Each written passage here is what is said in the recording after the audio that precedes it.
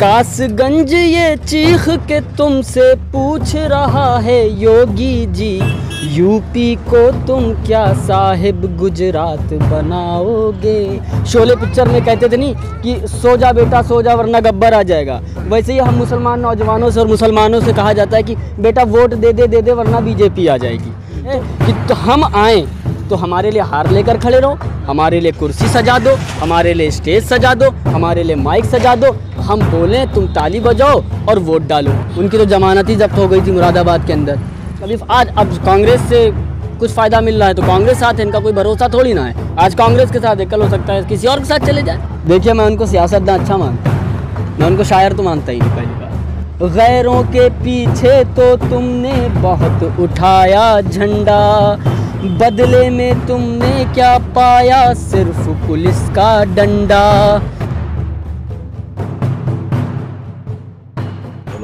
हमारे साथ फ्रेम में शायर हैं और ख़ुद को ओवैसी साहब के चेले कहते हैं। नाम है इनका तौफीक साहब। ओवैसी साहब का चेले हैं आप और शायरी करते हैं। पहले तो शायरी जो है कुछ सुनाएं। अब आप कह रहे हैं शायरी सुनाने के लिए, तो मैंने भी एक शेर लिखा है जल्दी। कासगंज में जो हमारे नौजवान की जो हत्या हुई उस पर मैंने एक शेर लिखा है कि अल्ताफ पे जी, कि किए थे वादे क्या तुम उनको भूल जाओगे। मैं सरकार से कुछ कहना चाह रहा हूँ कि किए थे वादे क्या तुम उनको भूल जाओगे, खून बहाकर क्या मेरा अच्छे दिन लाओगे, खून बहाकर क्या मेरा अच्छे दिन लाओगे। कासगंज ये चीख के तुमसे पूछ रहा है योगी जी, कासगंज ये चीख के तुमसे पूछ रहा है योगी जी, यूपी को तुम क्या साहिब गुजरात बनाओगे, यूपी को तुम क्या साहब गुजरात बनाओगे। तो मैंने ये जो हालात थे गुजरात के जिसको लेकर नरेंद्र मोदी जी आए चुनाव लड़ने, तो मुझको लग रहा है कि योगी जी भी उसी रास्ते पर हैं आगे। तो मैंने इसीलिए शेर लिखा है कि जो उत्तर प्रदेश के अंदर जो हत्याएं हो रही हैं, जो इनकाउंटर हो रहे हैं, चाहे वो दलित भाइयों के हों, चाहे वो माइनॉरिटीज़ के हों, चाहे वो हमारे ब्राह्मण भाइयों के हों, तो इस चीज़ को देख के बड़ी तकलीफ़ होती है एक शायर होने के नाते। अच्छा, आप अपने आप को ओवैसी का चेला क्यों कहते हैं? देखिए मैं आपको बता दूं कि जब से मैंने होश संभाला है, यानी कि मुझे सियासत के बारे में कुछ भी नहीं मालूम था। जब मैं अपना इंटर पास करके निकला हूं 2014 में, तो उसके बाद जो भी मैंने सियासत का सी या आ बी जो भी सीखा है, मैंने वो सिर्फ ओवैसी साहब से सीखा है। इसलिए मैं उनको अपना पॉलिटिकल गुरु मानता हूँ और उन्हीं से मैंने सब कुछ सीखा है। मैं उनको सुनता हूँ, उनको देखता हूँ, उनकी डिबेट्स देखता हूँ, उनसे बहुत कुछ सीखने को मिलता है और इसीलिए मैं आज आपके सामने खड़ा हूँ। नेता तो जो है उत्तर प्रदेश में योगी साहब थे, अखिलेश, मायावती, उनको क्यों नहीं आपने? देखिए दो चेहरे होते हैं, हर नेता के दो चेहरे होते हैं, लेकिन ओवैसी साहब के अंदर आप एक बात देखेंगे कि उनके जो दिल में होता है वही उनकी ज़बान पे होता है। अखिलेश यादव हो, चाहे मायावती हो, चाहे राहुल गांधी हो, इनके अंदर क्या है ना, दिल में कुछ, ज़बान पे कुछ, दिमाग में कुछ। आप समझ रहे, दिमाग में आरएसएस, दिल में बीजेपी, ज़बान पे सेकुलरिज्म। हमारे ओवैसी साहब के क्या है, दिल में भी सेकुलरिज्म है, ज़बान पे भी सेकुलरिज्म है। तो ये फ़र्क है, इसलिए मैंने ओवैसी साहब को चुना। आपने योगी जी को नाम नहीं लिया? योगी जी तो छोड़िए, वो तो हैं ही खुद ही आरएसएस के। हाँ। उनसे क्या, वो तो हमारे सामने हैं ही हैं जो हैं वो। लेकिन मैं ये बात मानता हूँ बीजेपी के अंदर एक चीज़ कि वो लोग जो हैं खुले हैं हमारे सामने, जो भी बात कर रहे हैं खुल के कर रहे हैं, ठीक है, हमें उनसे इसीलिए हम जानते हैं। लेकिन ये लोगों से लड़ाई है मेरी, ये कांग्रेस पार्टी, ये समाजवादी, ये बहुजन समाज, ये आम आदमी, इनसे लड़ाई है मेरी कि ये दिल में तो कुछ है, ज़बान पे कुछ है, तो इसलिए मेरी इनसे लड़ाई है। इन्हीं बातों पे आपको जो है बीजेपी की टीम का कह दिया जाता है। बीजेपी की टीम हमको इसलिए कहा जाता है क्योंकि हम सच्चाई को बयान कर रहे हैं। हम जो नौजवान हैं जिसको बेवकूफ़ बना के 70 सालों से रखा, लोरी सुना, जैसे कि शोले पिक्चर में कहते थे नहीं कि सो जा बेटा सो जा वरना गब्बर आ जाएगा, वैसे ही हम मुसलमान नौजवानों से और मुसलमानों से कहा जाता है कि बेटा वोट दे दे वरना बीजेपी आ जाएगी। तो जब हम ये चीज़ें खोल के बयान करते तो इनको तकलीफ़ होती है। इनको तकलीफ़ इस चीज़ की होती है कि तो हम आएँ तो हमारे लिए हार लेकर खड़े रहो, हमारे लिए कुर्सी सजा दो, हमारे लिए स्टेज सजा दो, हमारे लिए माइक सजा दो, हम बोलें तुम ताली बजाओ और वोट डालो। हम अगर ये कहें कि मैं खुद को भी वोट दे के जीत सकता हूँ, जब ये सुनते हैं तो पागल हो जाते हैं, कहते हैं अरे ये क्या बात कर रहे हो। तो जब इस चीज़ को हजम नहीं कर पाते तो कहते हैं कि ये मिले हुए हैं, ये बी टीम है, ये फला टीम है। ये इनकी अब पॉलिटिक्स। तो मुसलमानों को स्टेज से उतारा जा रहा है समाजवादी पार्टी की। तो यही चीज़ तो हम बताना चाह रहे हैं, यही चीज़ मैंने आपसे कही ना कि जब इन्होंने देखा कि ये अपनी क़यादत की, अपनी लीडरशिप की, अपने हक की बात करने लगे, तो फिर इन्होंने कहा भैया अब इनको बताना पड़ेगा। और दूसरी चीज़ ये है कि इस वक्त हिंदुस्तान के अंदर जो पॉलिटिक्स चल रही है, ये हिंदुत्व की पॉलिटिक्स चल रही है, ये ख़राब पॉलिटिक्स चल रही है, जिसके खिलाफ ओवैसी साहब भी कहते हैं। हमारी पार्टी और हम खुले तौर से कहते हैं कि हम लोग ना किसी धर्म के खिलाफ हैं, ना किसी जाति के खिलाफ है। हमारी लड़ाई हिंदुत्व यानी कि आरएसएस की आइडियोलॉजी से, और ये लोग उसी आइडियोलॉजी को लेकर चल रहे हैं। आज जो हम देख रहे हैं कि स्टेज पर से किस तरह से मुस्लिम नौजवानों को धक्के दिए जा रहे हैं, उतारा जा रहा है, वो यही एक पैगाम देने की कोशिश की जा रही है कि देखो हमारे पास ना क्या है ना, हमारे पास तुम्हारी इज्जत नहीं है, ये चीज़ करने की कोशिश की जा रही है। ये सब एक वेल प्लान्ड है, ये सब ऐसे नहीं हो रहा है, ये एक संयोजक है, एक वेल प्लान्ड तरीके से किया जा रहा है। मगर वो तो अब भी इसी में खुश हैं। वो मजबूरी है ना बेचारों की। मैं एक बात आपसे कहना चाह रहा हूँ कि 75 सालों में हमारे पास जब देश ये आज़ाद हुआ ना, तो देश आज़ादी होने के बाद कन्वेंशन सेंटर में मौलाना अबुल कलाम आज़ाद ने क्या कहा था मालूम आपको? उन्होंने कहा था कि मुसलमानों, मुस्लिम लीग तुम्हारी पार्टी नहीं है, तुम्हारी पार्टी कांग्रेस पार्टी है। और उस दिन से मुसलमानों का विकल्प ख़त्म हो गया। तो 75 साल का रोना है ये, 75 साल से मुसलमानों के पास कोई विकल्प नहीं है। आज जब मुसलमानों के पास, दलित भाइयों के पास और हर उस दबे कुचले के पास जब एक विकल्प निकल के आया है, तो इनके पेट में दर्द होना शुरू हो गया। कांग्रेस का नाम लिया आपने जी, मुझे याद आ गया कि एक शायर जो है वो नेता बन गया। इमरान प्रतापगढ़ी कांग्रेस में, एक शायर कांग्रेस में, एक शायर ओवैसी के साथ में। देखिए फ़र्क यही है। उनकी मैं बात इसलिए नहीं करना चाहता हूँ, उनकी बात मैं क्या करूँ, उनकी तो ज़मानत ही जब्त हो गई थी मुरादाबाद के अंदर, ठीक है, इमरान साहब की लड़े थे चुनाव सांसदी का, तो उनकी मैं क्या बात करूँ। कभी अतीक अहमद साहब के स्टेज पर खड़े हो जाते हैं, कभी मुख्तार अंसारी साहब के स्टेज पर खड़े हो जाते हैं, कभी फला ने बुलाया तो खड़े हो जाते हैं, कभी आज अब कांग्रेस से कुछ फ़ायदा मिल रहा है तो कांग्रेस साथ है, इनका कोई भरोसा थोड़ी ना है। आज कांग्रेस के साथ है, कल हो सकता है किसी और के साथ चले जाए।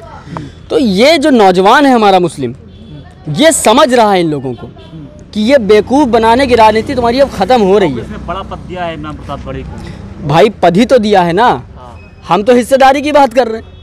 भाई अगर एक बात बताइए कि केजरीवाल कहते हैं कि हम 24 घंटा पानी बिजली फ्री दे देंगे, वो ये बात कर रहे हैं। हम तो बात कर रहे हैं कि हिस्सेदारी दो। अगर मुस्लिम डिप्टी सीएम बनता है तो अगर डिप्टी सीएम बनेगा तो क्या वो सारे काम नहीं होंगे? क्या फिर बिजली की मांग नहीं होगी? फ्री करो, उसे 300 यूनिट कम करो, या जो है पानी फ्री करो, फला फ्री करो, और बच्चों को शिक्षा दो। एजुकेशन में मुसलमान नहीं है, स्कूल खोलो, कॉलेज खोलो, यूनिवर्सिटीज़ खोलो, अलीगढ़ मुस्लिम जैसी यूनिवर्सिटी और होनी चाहिए हिंदुस्तान के अंदर। तो जब हमारा डिप्टी सीएम होगा तो वो करेगा कि नहीं करेगा? आप बताओ ना। तो हम तो हिस्सेदारी की बात कर रहे हैं। शायर भी हैं, राजनेता भी हैं। इमरान प्रतापगढ़ी शायर भी हैं और राजनेता भी हैं। बिल्कुल। आप इमरान प्रतापगढ़ी को शायर अच्छा मानते हैं या राजनेता? देखिए, मैं उनको सियासतदान अच्छा मानता हूँ, मैं उनको शायर तो मानता ही नहीं, पहली बात। क्योंकि शायरी वो होती है कि जहाँ पर गलत हो, जहाँ पर ना, देखिए शायर मैं भी हूँ, अगर मैं भी चाहता तो मैं भी कई पार्टियों में जा सकता था, लेकिन मुझे पता है कि मैं क्यों नहीं गया। क्योंकि अगर मैं वहाँ पर जाता तो मैं वो बात ना कह सकता जो मैं ओवैसी साहब के मंच पे खड़ा होकर कह सकता हूँ। मेरे दिल में जो दर्द है मैं कांग्रेस पार्टी के मन से नहीं कह सकता। मेरे दिल में अगर दर्द है मुजफ्फरनगर का तो मैं समाजवादी के मन से नहीं कह सकता। मेरे दिल में अगर दर्द है बाबरी का तो मैं कांग्रेस के मन से नहीं कह सकता। लेकिन मैं ओवैसी साहब के मन से हर बात कह सकता हूँ, मैं हर बात उठा सकता हूँ। अगर किसी दलित पर अत्याचार होगा तो मैं उठा सकता हूँ, किसी पे भी होगा मैं उठा सकता हूँ। वैसे तो आप मुझे नहीं रोकेंगे। इमरान प्रतापगढ़ी को तो जहाँ भी मॉब लिंचिंग होती है जाते हैं, आवाज़ उठाते हैं। आवाज़ आप देख लीजिए क्या उठाई, अभी कितनी मॉब लिंचिंग, अभी देख लीजिए क्या कहते हैं, अभी आपने नाम लिया था कासगंज का, वहाँ पे हुआ, कहाँ गए? अभी एक जगह गए थे बिहार में कहीं पर, वहाँ पे मीडिया गई थी, आप जैसे साथी गए थे, इनकलाबी साथी, तो उन्होंने जब बाइट लिया तो उन्होंने कहा कि हमको तो कोई पैसा वैसा नहीं मिला। तो ये सब फर्जी के नाटक हैं इन लोगों के, हम इन लोगों पे बात नहीं करना चाहते। ये लोग तो दिल से उसी दिन हमारे उतर गए थे जिस दिन ये कांग्रेस पार्टी में चले गए थे। अच्छा, आपने जो ओवैसी के लिए जो नज़म लिखी है वो सुनना चाहेंगे हम। ओवैसी साहब के लिए नज़म जो लिखी है, ठीक है, आप इतना कह रहे हैं तो मैं, लेकिन एक ही मिसरा सुनाऊँगा उसका, ठीक है, क्योंकि कल मैं इंशाल्लाह पढ़ूँगा फिर कि बिस्मिल्लाहिर्रहमानिर्रहीम। देखिए, उत्तर प्रदेश के अंदर अब जो सियासत चल रही है, मैं उस पर एक ओवैसी साहब के लिए मैंने एक नज़म लिखी है कि बना लो मजलिस की सरकार। अब बहुत से लोग पूछेंगे कि मजलिस की सरकार कैसे बना लोगे, तो हम ये कह रहे हैं कि उत्तर प्रदेश के अंदर जो चुनाव होगा ये मेरा चैलेंज है तमाम पार्टियों को कि अब की तुम अगर सरकार तुम्हें उत्तर प्रदेश की बनाओगे तो बिना ओवैसी साहब के सपोर्ट के कोई सरकार नहीं बना पाएगा। इसलिए मैं कह रहा हूँ कि बना लो मजलिस की सरकार, बना लो मजलिस की सरकार। मैं क्यों कह रहा हूँ, अब सुनिएगा, मेरा दर्द सुनिएगा कि गैरों के पीछे तो तुमने बहुत उठाया झंडा। 70 साल से मुसलमान कभी कांग्रेस का, कभी फलां का, कभी फलां का, कभी फलां का झंडा उठा रहा है। तब मैं कह रहा हूँ कि गैरों के पीछे तो तुमने बहुत उठाया झंडा, बदले में तुमने क्या पाया, सिर्फ पुलिस का डंडा।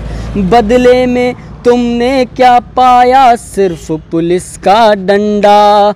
बहुत ज़मीन पे बैठ चुके, बहुत ज़मीन पे बैठ चुके, अब कुर्सी है तैयार, बना लो मजलिस की सरकार, बना लो मजलिस की सरकार, बना लो मजलिस की सरकार, बना लो मजलिस की सरकार। उत्तर प्रदेश के अंदर समाजवादी पार्टी का वोट है 7% या 8%, लेकिन वो फ़ख्र से कहते हैं कि आओ हमारा साथ दो, हम सरकार बना के दिखाएंगे। कुछ लोगों का वोट है 2%, अखिलेश यादव उनको बुलाते हैं, कहते हैं कि हम तुमको उप मुख्यमंत्री बनाएंगे। लेकिन जिसकी आबादी 22% है उत्तर प्रदेश के अंदर, जो निर्णायक होता है सेकुलर पार्टी का कि कौन विपक्ष में बैठेगा कि नहीं बैठेगा, उसको आपने देख लिया। आपने भी सवाल पूछा था मुझसे कि उनको तो स्टेज से हटाया जा रहा है, तो वो क्यों हटाया जा रहा है, मेरा दर्द सुनिएगा कि 7-3% वाले मुख्यमंत्री बन जाते हैं, 7-3% वाले मुख्यमंत्री बन जाते हैं, 20% वाले बैठ के झुनझुना बजाते हैं, 20% वाले बैठ के झुनझुना बजाते हैं, 7-3% वाले मुख्यमंत्री बन जाते हैं, 20% वाले बैठ के झुनझुना बजाते हैं। मत कहो एजेंट उसको यारो, मत कहो एजेंट उसको यारो, देश का है वफादार, बना लो मजलिस की सरकार, बना लो मजलिस की सरकार। इमरान प्रतापगढ़ी के लिए कोई शेर है आपके पास?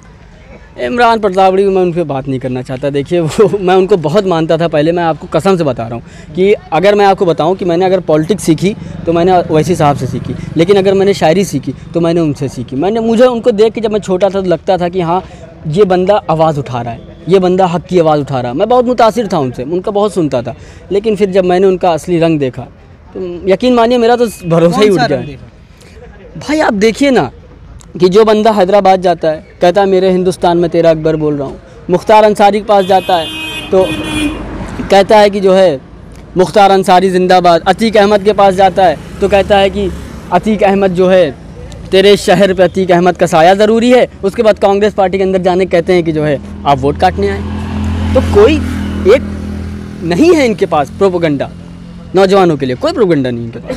कासगंज ये चीख के तुमसे पूछ रहा है योगी जी, यूपी को तुम क्या साहिब गुजरात बनाओगे। शोले पिक्चर में कहते थे नहीं कि सो जा बेटा सो जा वरना गब्बर आ जाएगा, वैसे ही हम मुसलमान नौजवानों से और मुसलमानों से कहा जाता है कि बेटा वोट दे दे वरना बीजेपी आ जाएगी।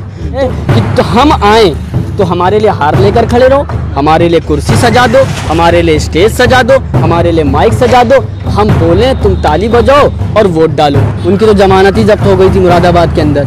अभी आज अब कांग्रेस से कुछ फ़ायदा मिल रहा है तो कांग्रेस साथ है, इनका कोई भरोसा थोड़ी ना है। आज कांग्रेस के साथ है, कल हो सकता है किसी और के साथ चले जाए। देखिए मैं उनको सियासतदान अच्छा मानता हूँ, मैं उनको शायर तो मानता ही नहीं। पहली बात, गैरों के पीछे तो तुमने बहुत उठाया झंडा, बदले में तुमने क्या पाया, सिर्फ पुलिस का डंडा।